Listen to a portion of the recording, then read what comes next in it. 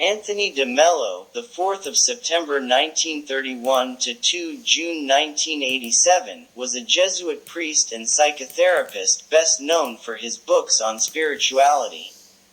He held many spiritual retreats and was considered by some to be an accomplished public speaker. He visited many countries to study and then teach, especially in Spain and the United States. De Mello founded a prayer center in India. He died suddenly in 1987. His works are still in print today and other writings were published after his death. In 1998, some of his opinions were deemed contrary to the Christian faith by the Congregation for the Doctrine of the Faith. Cardinal Joseph Ratzinger, who would later become Pope Benedict XVI, wrote for the congregation. However, it has been seen in certain passages in his early works and, to a greater extent, in later publications, one can note a progressive departure from the essential contents of the Christian faith. According to the present report, with the aim of protecting the good of Christians, this congregation declares that the positions mentioned above are things that are inconsistent with the Catholic faith and can cause severe faith damage. His paradigm is quite controversial for Catholic dogma in large part because most of his ideas were influenced by a John Cha, who, many say, was like a teacher to him. Despite the condemnation of the Church, his works remain very well known, especially to those interested in Ignatian spirituality. Several editions of his books since then have carried the warning. Father Anthony de Mello's books were written in a multi-religious context to assist followers of other religions, agnostics and atheists in their spiritual pursuits, and these books are not intended to by the author as a guidebook for Catholics in Christian doctrine and dogma. Live your life as you see fit. That's not selfish. Selfish is to demand that others live their lives as you see fit.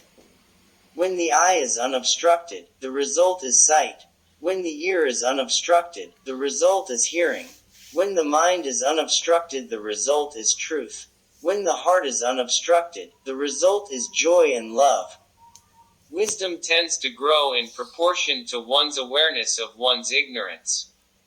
Extend your arms in welcome to the future. The best is yet to come. If you look carefully, you will see that there is one thing and only one thing that causes unhappiness. The name of that thing is attachment. What is an attachment? An emotional state of clinging caused by the belief that without some particular thing or some person you cannot be happy. You can never be free as long as you have an ego to defend. If it is peace you want, seek to change yourself, not other people. It is easier to protect your feet with slippers than to carpet the whole of the earth. I have no fear of losing you, for you aren't an object of my property, or anyone else's. I love you as you are, without attachment, without fears, without conditions, without egoism, trying not to absorb you.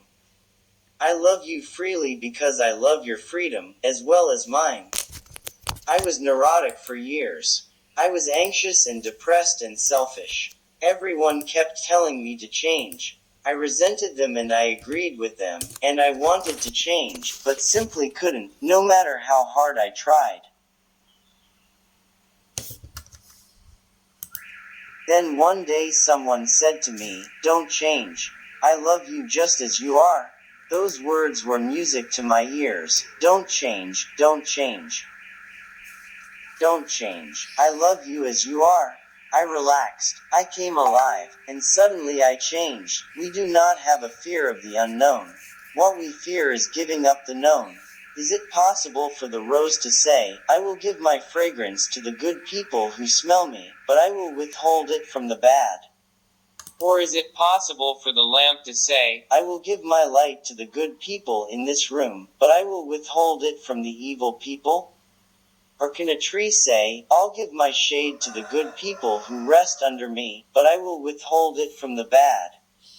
These are images of what love is about. Spirituality means waking up. Most people, even though they don't know it, are asleep. They're born asleep, they live asleep, they marry in their sleep, they breed children in their sleep, they die in their sleep without ever waking up. They never understand the loveliness and the beauty of this thing that we call human existence. As soon as you look at the world through an ideology, you are finished. No reality fits an ideology. Life is beyond that. That is why people are always searching for a meaning to life.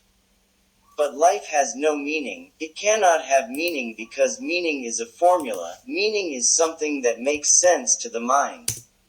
Every time you make sense out of reality, you bump into something that destroys the sense you made.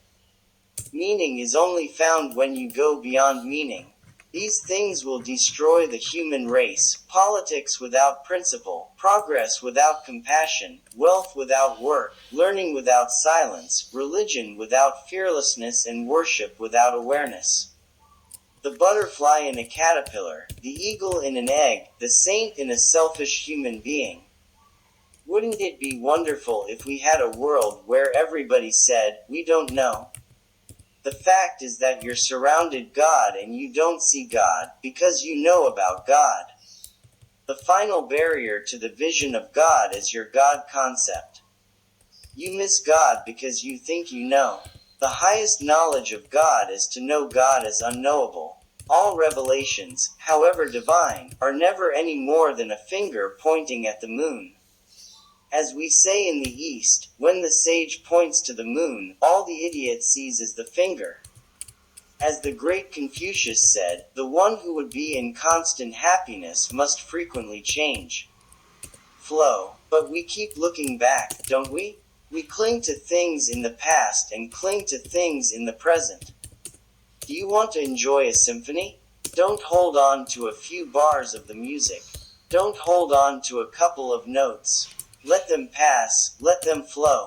The whole enjoyment of a symphony lies in your readiness to allow the notes to pass. You're not living until it doesn't matter a tinker's damn to you whether you live or die. At that point you live. When you're ready to lose your life, you live it. Whatever is truly alive must die. Look at the flowers. Only plastic flowers never die.